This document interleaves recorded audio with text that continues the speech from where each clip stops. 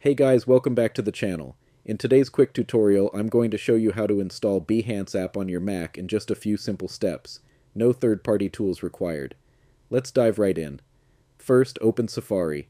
You can do this by clicking its icon in the dock, or just hit Command plus space to open Spotlight Search, type Safari, and press Enter. Once Safari is up, head over to behance.net. Now here's the magic trick. Go to the top menu bar, click File, and choose Add to Dock. A small pop-up will let you rename the shortcut if you want. I'll keep it as Behance. Click Add, and boom, you'll see the Behance icon show up in your dock. Now the best part? When you open Behance from the dock, it launches in its own window, just like a native app.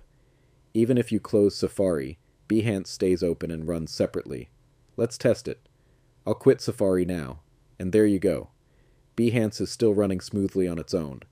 If you're using an older version of macOS and don't see the Add to Dock option, no worries. I've included an alternative method in the description below. And that's it. You've now got Behance installed on your Mac as a standalone app. If this helped you out, drop a like. It really supports the channel. Thanks for watching, and I'll see you in the next one.